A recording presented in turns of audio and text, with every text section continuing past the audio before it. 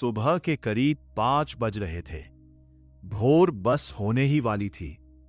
Underground boxing arena में माहौल ऊपर से शांत जरूर था, लेकिन अंदर एक अजीब सी बेचैनी महसूस हो रही थी।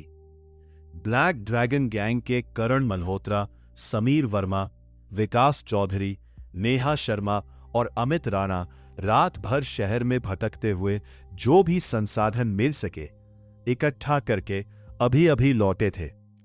रात भर की मेहनत के बाद भी ज्यादा कुछ हाथ नहीं लगा, लेकिन जो भी था उसमें सबसे ज्यादा पानी था। बाहर की हालत अब ऐसी हो चुकी थी कि पानी मिलना ही किसी बड़ी चीज से कम नहीं था। वो लोग रात में हुई लड़ाई से पूरी तरह अनजान थे, लेकिन जैसे ही भास्कर ने उन्हें उसके बारे में बताया, पूरे एरिना में एक अजीब सी खामोशी छा गई।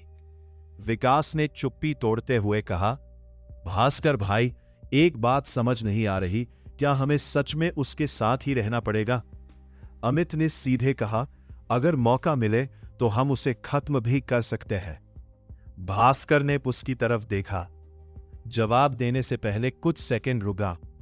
अगर ऐसा सोच रहे हो तो अकेले करना, मैं इसमें नहीं पड़ूंगा। मैंने जो देखा है उसके बाद मैं ये रिस्क नहीं लेने वाला। नेहा ने हल्के से पूछा, इतना खतरनाक है क्या? करण ने सिर हिलाया और बोला, खतरनाक से भी आगे है, समझ नहीं आता वो है क्या। कुछ देर के लिए सब चुप हो गए।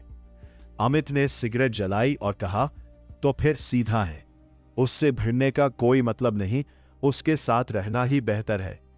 नेहा ने कहा, अग्रवाल ग्रुप भी सुपर वॉरियर्स को बुला रहा है, लेकिन वहां जाने का मतलब होगा फिर से किसी के नीचे काम करना। भास्कर ने धीरे से कहा, हम पहले भी ऐसे काम कर चुके हैं, अब दोबारा वही नहीं करना। फिलहाल उसके साथ रहना ज्यादा सही लग रहा है। इतने में दरवाजा खुला और सबकी नजर उधर गई। अर्जुन वर्मा और उसके साथ काव्या राय अंदर आए। भास्कर तुरंत आगे बढ़ा और झुक के बोला, मालिक। बाकी सबने भी उसे देख सिर झुका दिए। ये वही लोग थे जो पहले अपनी शर्तों पर चलते थे, लेकिन अब हालात ऐसे थे कि उन्हें किसी और की ताकत के सहारे रहना पड़ रहा था। काव्या राय ये सब देखकर हल्का सा रुक गई। उसकी आंखों में साफ हैरानी थी। उसने एक नजर अर्जुन की तरफ देखी, फिर उन सुपर वॉरियर्स की तरफ जो बिना किसी हिचकिचाहट के उसे मालिक कह रहे थे। उसके लिए यह समझना आसान नहीं था, एक ब्लैक ड्रैगन जैसा अस्तित्व और उसके सामने झुके हुए इंसान। ये दृश्य उसके अनुभव से बिल्कुल अलग था। अर्जुन ने इस पर कोई ध्यान नहीं दिया। उसकी नजर सीधे सामने रखे पानी पर गई। वो आगे बढ़ा, एक कंटेनर उठाया और पीना शुरू कर दिया। फिर दूसरा, फिर तीसरा। 3 कंटेनर खत्म करने के बाद वो रुका। बाकी लोग उसे देख रहे थे और सोच रहे थे, ये इंसान है या राक्षस, लेकिन कोई कुछ नहीं बोला। कुछ देर बाद अर्जुन ने इधर उधर देखा और पूछा, वो लड़की कहाँ है? अभी तक नहीं आई? भास्कर ने जवाब दिया, अभी तक नहीं लौटी, लेकिन उसका नाम मीरा चौहान है और वो अरविंद चौहान की बेटी है। अर्जुन ने सीधा कहा, उसे संपर्क करो, आधे घंटे में नहीं आई तो मैं खुद जाऊंगा। वो सीधे सोफे की तरफ बढ़ा, आराम से बैठा और सिगरेट निकाल ली। भास्कर ने लाइटर जलाते हुए कहा, अभी बात करता हूं। कुछ ही देर में जवाब आया, मरने के लिए तैयार रहो। भास्कर ने फोन अर्जुन की तरफ बढ़ाते हुए बोला, यह जवाब आया है। अर्जुन ने स्क्रीन पर एक नजर डाली और बिना कोई प्रतिक्रिया दिए खड़ा हो गया और बोला, ठीक है, तो फिर हम ही चलते हैं, लोकेशन निकालो। कुछ सेकंड बाद भास्कर चिल्लाया, मिल गई, चौहान बिल्डिंग। अर्जुन ने काव्या की तरफ देखा और कहा, तुम इन्हें लेकर आर्यन शुक्ला के पास जाओ, मैं पहले वहां जाता हूं। इतना कहकर वो बाहर निकल गया। काव्या ने कुछ पल के लिए उसे जाते हुए देखा, फिर बाकी लोगों की तरफ मुड़ी। चलो, भास्कर ने कहा, नेहा तुम यही रहो, बाकी चलो। कुछ ही देर में वो सब भी बाहर निकल गए। जैसे ही वो एरिना से बाहर आए, उन्होंने आसपास का माहौल ध्यान से देखा। अंधेरे में इधर उधर घूम रहे राक्षस अचानक काव्या राय की मौजूदगी महसूस करते ही धीमे पड़ गए, फिर बिना किसी वजह के रास्ता बदलकर दूर हटने लगे। ये बदलाव इतना साफ था कि किसी को समझाने की जरूरत नहीं पड़ी। भास्कर और बाकी लोग बस एक दूसरे की तरफ देखने लगे। अब उन्हें खुद ही अंदाजा हो गया था कि वो किसके साथ चल रहे हैं। दृश्य बदलता है। चौहान बिल्डिंग का अंडरग्राउंड शेल्टर। अरविंद चौहान अपने स्टडी रूम में फोन पर बात कर रहे थे और दूसरी तरफ मुक्ति अग्रवाल थी। उनकी आवाज हमेशा की तरफ शांत थी। चौहान जी, मेरा शेल्टर पूरी तरह सुरक्षित है। अगर आप अपने परिवार के साथ यहां आ जाए तो हम मिलकर एक मजबूत व्यवस्था बना सकते हैं। अरविंद ने कुछ पल सोचकर जवाब दिया, अगर आपकी तरफ से सुरक्षा की पूरी व्यवस्था हो सकती है तो मैं आने के लिए तैयार हूं। मुक्ति ने बिना देर किए कहा, मैं ज्योति वर्मा को भेज रही हूं 50 टॉप सुपर वॉरियर्स के साथ। वे आपको सुरक्षित यहां लेकर आएंगी। अरविंद ने हामी भर दी, ठीक है, मैं तैयार रहूंगा। मुक्ति ने कहा, अगर सब ठीक रहा तो 1 घंटे के भीतर वे वहां पहुंच जाएंगी। कॉल कट होते ही दरवाजे पर हल्की दस्तक हुई। मीरा चौहान अंदर आई। उसके चेहरे पर साफ चिंता थी। उसने कुछ पल रुककर कहा, पापा, मैंने बहुत सोचा। मुझे नहीं लगता कि मैं यहां रुक सकती हूं। वो आदमी बहुत खतरनाक है। अरविंद चौहान ने भौहें सिकोड़ ली। बेवकूफी मत करो, यही रहो, हम जल्द ही मुक्ति जी के शेल्टर में शिफ्ट हो जाएंगे। मीरा कुछ सेकंड चुप रही, फिर धीरे से बोली, ठीक है, और वहां से बाहर निकल गई। लेकिन यह ठीक है सिर्फ कहने के लिए था। उसने मन ही मन फैसला कर लिया था, वो यहां नहीं रुकेगी। वो अपने परिवार को अपने कारण खतरे में नहीं डालना चाहती थी। कई घंटों तक सोचने के बाद उसने यही फैसला लिया था कि वो वहां से कहीं दूर चली जाएगी। स्टडी से बाहर निकलने के बाद उसने बिना किसी को बताए चुपचाप निकलने का रास्ता चुना। लिफ्ट में कदम रखते ही उसका दिल थोड़ा शांत हुआ, जैसे उसने कोई भारी फैसला ले लिया हो। जैसे ही वो ऊपर पहुंची और लिफ्ट से बाहर निकली, बाहर से अचानक एक जोरदार गर्जना सुनाई दी। आवाज इतनी भारी थी कि जमीन तक हल्की कांप गई। मीरा तुरंत सतर्क हो गई। उसका सुपर आर्मर सक्रिय हो गया और वो धीरे धीरे बाहर की तरफ बढ़ी। जो दृश्य उसने देखा, उसने उसके फैसले को और पक्का कर दिया। बाहर एक विशाल 3 सिरों वाला अजगर, लगभग 20 मीटर लंबा, जमीन पर तड़प रहा था और उसके सामने अर्जुन वर्मा खड़ा था। एक के बाद एक वार में उसने उस अजगर के तीनों सिर काट दिए थे।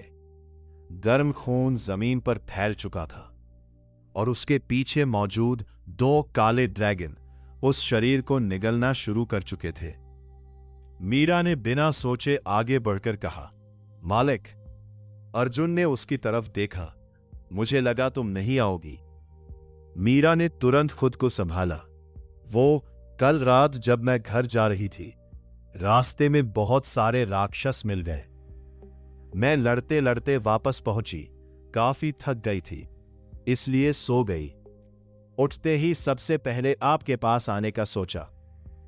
उसकी आवाज धीमी थी, लेकिन साफ था कि वो सच छिपा रही थी। फिर उसने सावधानी से पूछा, मालिक, आप खुद यहां क्यों आए हैं? अर्जुन हल्का सा मुस्कुराया, लेकिन उसकी आंखों में ठंडापन था। तुम्हें मारने आया था, लेकिन अब जब तुम खुद आ गई हो तो तुम्हें छोड़ सकता हूं, लेकिन तुम्हारे पिता को जवाब देना पड़ेगा। मीरा का चेहरा एकदम बदल गया। क्या? उन्होंने क्या कहा? अर्जुन ने सीधा जवाब दिया। उन्होंने कहा, इंतजार करो, मरने के लिए। कुछ सेकंड के लिए मीरा चुप रह गई, फिर अचानक घुटनों पर बैठ गई। मालिक, कृपया उन्हें माफ कर दीजिए। उन्हें आपके बारे में पता नहीं है। वो भी एक सुपर वॉरियर है। और वो आपके काम आ सकते हैं। अर्जुन ने ठंडी आवाज में कहा, यह तुम्हारा सोचना है, लेकिन उनका रवैया कुछ और ही कहता है। अगर वो साथ आते हैं तो ठीक, नहीं तो। वो वाक्य अधूरा छोड़ दिया गया, लेकिन मतलब साफ था। मीरा ने सिर झुका दिया। मैं कोशिश करूंगी, आप बस थोड़ा इंतजार कीजिए। वो तुरंत वापस अंदर चली गई। अर्जुन वहीं रुका रहा। उसने सिगरेट निकाली, जलाया और सामने की इमारतों की तरफ देखने लगा। उसकी नजर एक जगह ठहर गई, Yuncheng black and white cat research base. उसने धीरे से कहा, अगर वो डिजास्टर लेवल पांडा अभी भी अपने केयरटेकर के साथ है तो शायद उसे भी अपने साथ लिया जा सकता था। उसे नहीं पता था कि कुछ ही समय पहले मुक्ति अग्रवाल उस पांडा के केयरटेकर से बात कर चुकी थी। मुक्ति अग्रवाल उस समय फोन पर थी। आंटी, आप यहां आ जाइए। यह भी उसी काम का हिस्सा है जितना हम कर रहे हैं। हम लोगों की रक्षा के लिए काम कर रहे हैं। दूसरी तरफ से कुछ सेकंड चुप्पी रही, फिर जवाब आया, अगर ऐसा है तो मैं बच्चों और मां की लोगों को लेकर आ जाती हूं। मुक्ति ने तुरंत कहा, पहले चौहान ग्रुप की बिल्डिंग आ जाइए, वहां से सब साथ चलेंगे, ज्यादा सुरक्षित रहेगा। कॉल खत्म होते ही उसने समय देखा, 1 घंटे से भी कम बचा है। सूरज निकलते ही शहर में अलग अलग जगहों पर ईविल सीड के पेड़ उगेंगे और हर पेड़ पर हजारों फल होंगे। उसे साफ पता था, असली लड़ाई अब शुरू होने वाली है। इधर चौहान बिल्डिंग के बाहर अर्जुन करीब 7-8 मिनट से इंतजार कर रहा था। तभी दरवाजा खुला और मीरा अकेली बाहर आई। इस बार उसने आर्मर भी नहीं पहना था और उसकी आंखें हल्की लाल थी, जैसे वो रो चुकी हो। अर्जुन ने उसे देखते ही समझ लिया कि अंदर क्या हुआ होगा। मीरा ने सीधे उसकी तरफ देखा। मालिक, अगर आप मेरे पिता को छोड़ दे तो आज से मेरी जिंदगी आपकी है। अर्जुन कुछ सेकंड उसे देखता रहा, फिर बोला, ठीक है, इस बार छोड़ रहा हूं, लेकिन अगर आगे कभी वो मेरे खिलाफ गए तो मैं खुद उनका अंत करूंगा। मीरा ने धीरे से कहा, धन्यवाद। फिर बहुत धीमी आवाज में जोड़ा, उन्होंने मुझे अब अपनी बेटी मानना भी बंद कर दिया है।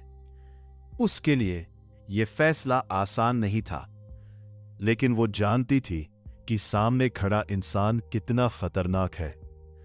उसी समय दूर से गाड़ियों की आवाज आने लगी। कुछ सेकंड बाद 2 बसें वहां आकर रुकीं। पहली बस की छत पर एक युवक खड़ा था। उसके सिर पर काले सफेद कान थे और उसके पास एक छुपता बच्चा बैठा था। अर्जुन ने उसे देखा और तुरंत समझ गया कि वो कौन हो सकता है। वो युवक भी अर्जुन को देख रहा था और उसे साफ दबाव महसूस हो रहा था। नमस्ते बड़े भैया, बच्चे ने मुस्कुराकर हाथ हिलाया। अर्जुन ने सीधे पूछा, यहां क्यों आए हो? बच्चे ने बिना कुछ छुपाए कहा, हम लोगों को लेने आए हैं, फिर एक शेल्टर में जाएंगे। अर्जुन ने हल्की रुचि से पूछा, चौहान ग्रुप के लोग? बच्चे ने सिर हिलाया, हां। अर्जुन ने शांत लेकिन सख्त आवाज में कहा, आगे कभी मेरे रास्ते में मत आना, वरना मैं तुम्हें भी नहीं छोड़ूंगा। इतना कहकर वो मुड़ा और मीरा के साथ वहां से चला गया। क्या अर्जुन वर्मा अकेले ही अग्रवाल ग्रुप और चौहान ग्रुप के इस गठबंधन का सामना कर पाएगा, या फिर ये दोनों ताकतें मिलकर उसे रोक देंगी? और वो रहस्यमयी डिजास्टर लेवल पांडा इस टकराव में किसका साथ देगा? जैसे ही सूरज उगेगा, पूरे शहर में इवन सीड के पेड़ उभरेंगे और उनके लिए होने वाली लड़ाई इस कहानी को और भी खतरनाक मोड़ पर ले जाएगी। अगर आपको ये एपिसोड पसंद आया हो तो कमेंट करके जरूर बताइए कि आपको सबसे ज्यादा क्या अच्छा लगा और आप आगे कहानी में क्या देखना चाहते हैं। मिलते हैं अगले एपिसोड में, तब तक के लिए अलविदा और जुड़े रहिए।